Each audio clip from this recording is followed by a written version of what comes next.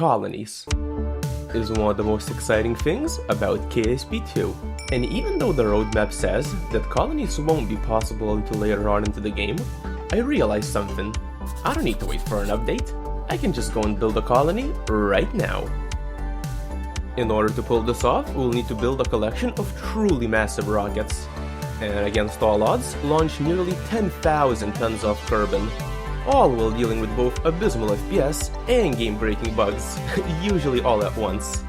Knowing KSP2's current state, is this even possible?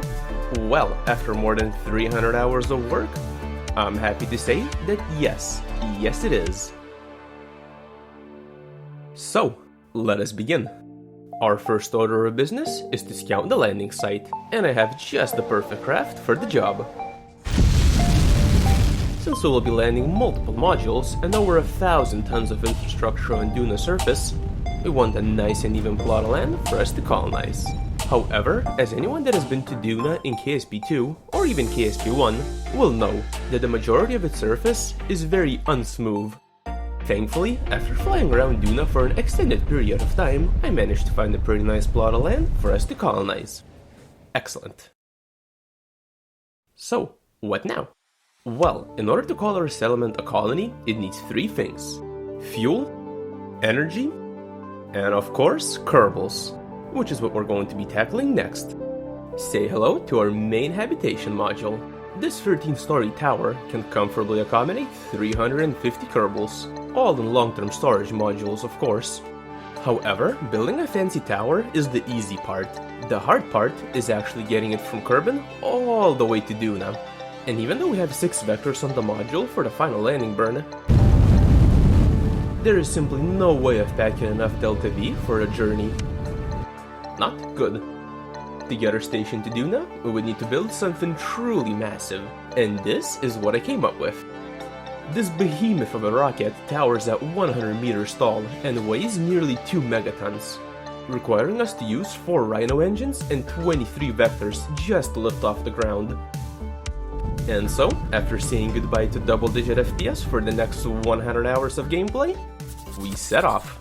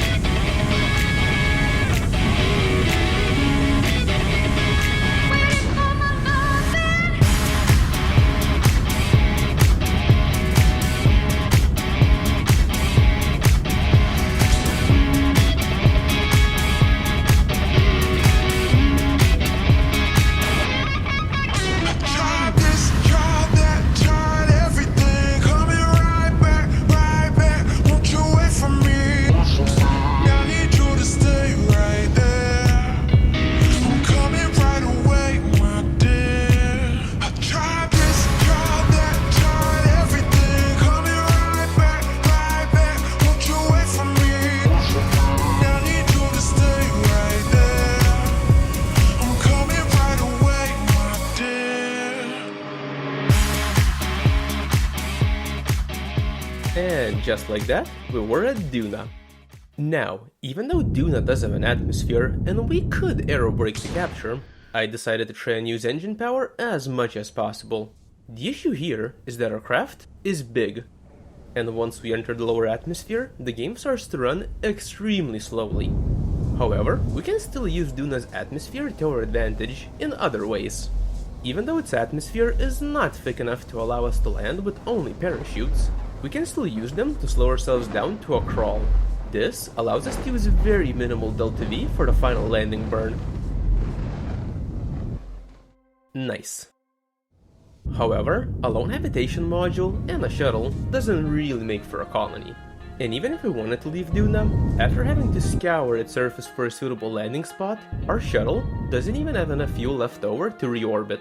Not nice. To fix this, the next module that we're going to be delivering to our colony startup is a liquid fuel depot. However, this presents a big problem. Since there is no mining in KSP2, we will need to transport our depot fully fueled, which means that its weight is going to be absolutely massive. And even though we can cut down on our payload mass by using hydrogen for the interplanetary stage, our total payload mass is still over 500 tons. which is just about twice as much as the habitation module. This means that we'll need an absolutely massive rocket to get our module into orbit. And this is what I came up with. Even though this rocket isn't quite as tall as our habitation module, it weighs nearly twice as much, and requires us to use 20 vectors and 7 mammoths in its first stage alone. However, its weight isn't even the worst part. The real reason why I needed such an obscene amount of thrust is down to our rocket's abysmal aerodynamic performance. In fact, our payload has more drag, going 100 meters a second, than my 650-ton EV spaceplane at max Q. Will this thing even make it to orbit? Well, let's find out.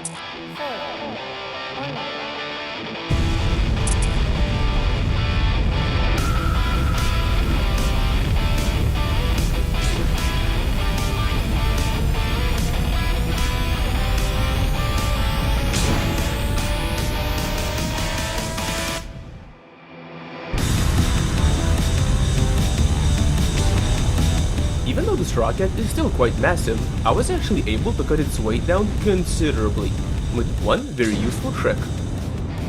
What I did was place some hydrogen tanks on the lower stage, and burn both the lower and upper hydrogen stages simultaneously.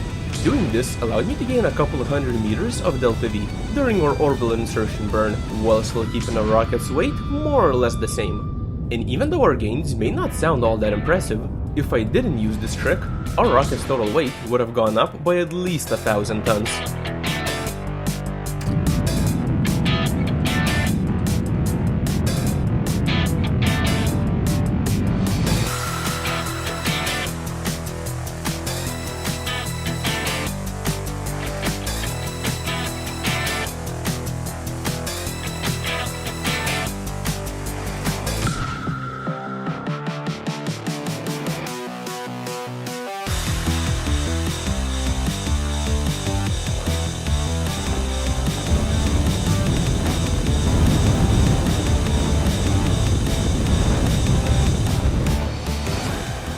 And just like that, our colony has gained access to 312 tons of liquid fuel. However, Methalox is no longer the only fuel type that we need to worry about. In fact, most rockets and spaceplanes will use a combination of both Methalox and hydrogen engines. This means that our fuel needs were still not met. So the next thing that we're going to be delivering to our colony is a hydrogen depot. Say hello to my balls, which are going to provide our colony with 100 tons of hydrogen. Since we're not sending that much weight to Duna this time, our payload is going to be equally light at only 230 tons, which is actually more or less the same weight as the Statue of Liberty. This means that the rocket itself is also going to be quite small, and this little guy is what's going to get it into orbit. Even though the rocket is more or less the same height as our liquid fuel depot, it comes in at a fraction of the weight, which makes it by far the smallest rocket of the entire series. Our rocket's relatively low mass also allowed me to get pretty creative with the lower stages, so I added some Sea Dragon-esque thrusters to the first stage. Are they functional? No, but they sure look cool.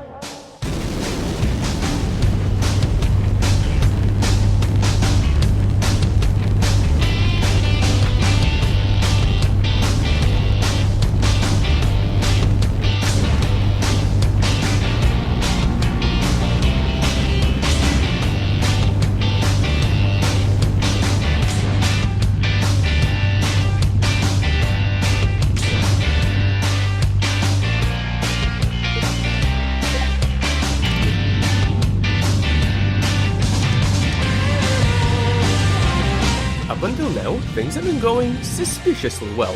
However, unbeknownst to me, my luck was about to take a turn for the worst. And it all changed once I got to Duna. After having to spend a mere 3 hours trying to separate the hydrogen tanks, I was faced with a problem. Our modules were equipped with engines that had no thrust vectoring. And even though I planned for it and built in a bunch of RCS for landing control, I failed to account for, whatever this is. And this greatly reduced my control over the craft, which led to some less than ideal landing attempts.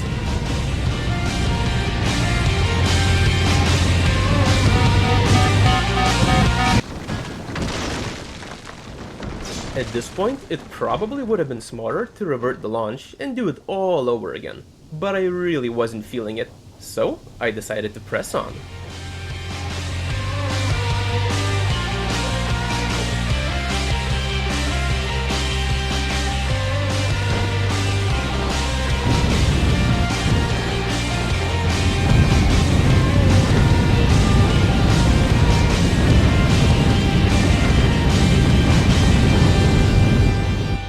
Perfect.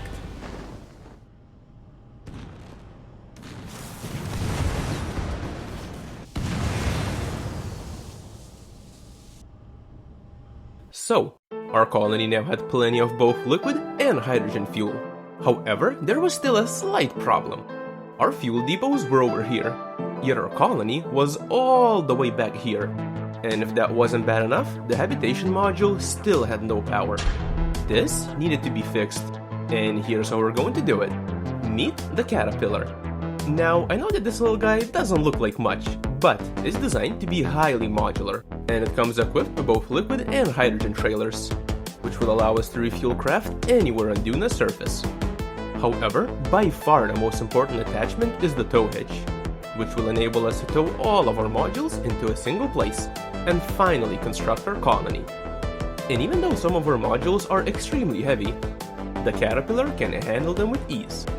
In fact, it's even powerful enough to tow my 650-ton Eve spaceplane, if only just. However, the rover isn't the only thing our colony was missing. We still needed power, and here's how we're going to solve it. This tower has a plethora of various ways of producing constant power for our colony. In fact, the 4 nuclear reactors alone should be able to power our colony for decades to come. And since both the rovers and power stations' combined weight wasn't that high, I've decided to combine them into a single launch, which brought our total payload mass to around 320 tons. Since the payload wasn't obscenely heavy, the rocket itself is also moderately sized, coming in at 1.6 megatons and around 90 meters tall. So, this should be a pretty straightforward launch, right? Unfortunately, it wasn't. Even though we have 21 vectors powering the first stage, I had borderline no control over the rocket because of one major issue: rigidity. Since the rover pieces were connected with docking ports and the rocket itself was pretty tall, it was extremely prone to wobble, and no amount of struts could fix this. Trust me guys, I tried. And if that wasn't bad enough, the rocket was also highly prone to various separation failures. This is not going to be an easy flight. However, there is a way of pulling this off. In theory, if we perform a highly efficient gravity turn, we can stay on prograde for the remainder of the flight, all the way to orbit, without having to make any further corrections. And even though a 100% efficient gravity turn is borderline impossible to eyeball, we only need to get a good enough trajectory for the first half of our flight. Once the last of our first stage boosters is jettisoned, the wobble becomes manageable, and we can fly the rest of our ascent like normal.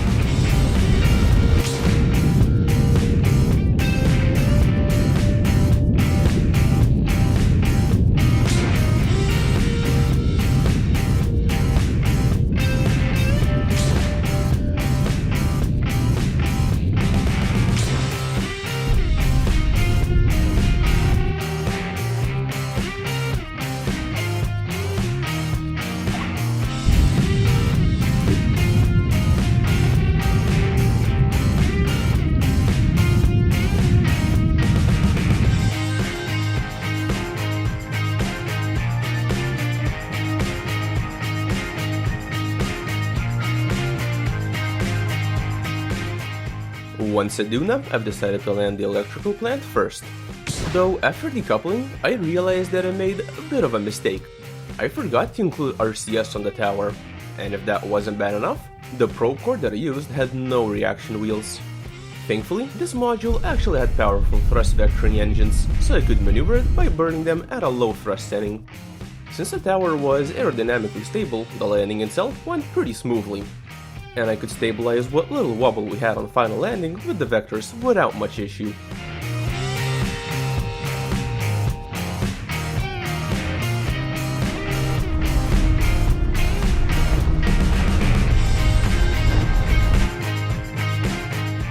Though the landing spot wasn't perfect, and we still had plenty of Delta V left in the tower. In addition, our habitation module was right next to a smoother plot of land. So I decided to do a couple of hops.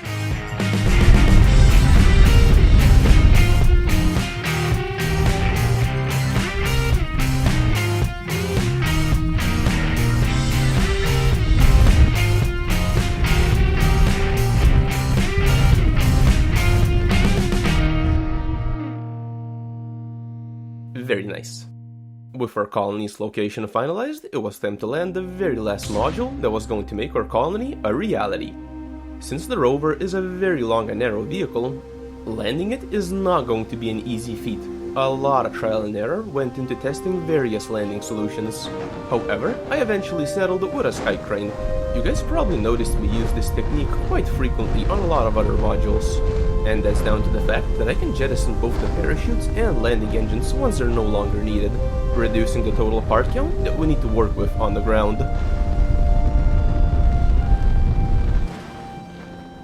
So, all of our modules were safely down on Duna surface, which left us with our final and most rewarding task, assembling our colony. I started things off by detaching the hydrogen trailer since it greatly reduced our maneuverability, and the Rover was powerful enough to tow all of our modules without it. Since the electrical tower was the closest thing to our colony, I started with that. In addition, it's also the lightest module, coming in at a mere 50 tons. This allowed me to get a pretty good idea of how the Rover handled with a payload on Duna's surface. Turns out it performs quite well. Since the electrical tower has to be connected to the main habitation module with one of these docking ports, I had to do a lot of careful adjusting to make sure that I'd get a perfectly straight connection. If it docked at an angle, I'd risk the entire thing spazzing out and exploding. Thankfully, that didn't happen, and after successfully docking our power station to the habitation module, our colony now had power. The second modules that we're going to be picking up are the hydrogen tanks. Both our hydrogen tanks are roughly in the same direction as the liquid fuel depot, and I wanted to both scope out the terrain and get a bit more trucking practice before picking up the liquid fuel depot, since I knew that it would be by far the hardest module to deliver.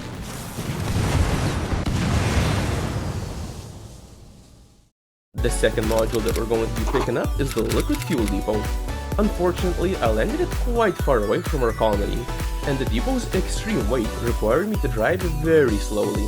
There were some parts of the trip where I could go a bit faster, but for the most part, I limited myself to around 10 meters a second to not lose stability. Yeah, I learned this the hard way. Now, combining our speed limit with the game running considerably slower than real-time speed meant that the trip took me about an hour IRL. But after quite a bit of trucking, the liquid fuel depot was delivered to our colony. The next and final thing that we were missing were our hydrogen depots. At this point, I had a fair bit of practice with the Rover, and the hydrogen depots were considerably lighter than the liquid fuel module. In addition, after relocating our liquid fuel depot to our colony, it no longer spontaneously combusted once I docked with the hydrogen balls. So this was a pretty relaxing part of the trip for me. And just like that, one of our balls have been delivered to the colony. Now, some people might say that one is enough. However, personally, I think a pair of balls is a lot better than one, so let's go deliver the second one. Now, I know that it might not seem like it, but a lot of work had to go into making sure that all of our modules would interact properly with the tow hitch, and it was very satisfying seeing it all go to plan. So, after lifting off nearly 8 megatons and 2,000 parts of carbon, our colony, which weighed in over 1 megaton itself and is comprised of more than 700 parts, has finally been established. On site, we have 117 tons of hydrogen and a whopping 460 tons of liquid fuel, which enables us to refuel just about any craft that comes to visit. This truly has been a pretty insane project, and I do have future plans for how to both utilize and expand the colony. However, for now, this really is the limit of what is possible in KSP2. At this point, every time I quick save near the colony, the game freezes for more than 15 minutes, and no, I'm not exaggerating. However, a future patch promises to fix this exact issue, and I'm sure I'll revisit the settlement sometime in the future. But for now, I'm Carmen Von Brown, and I'll see you in the next one.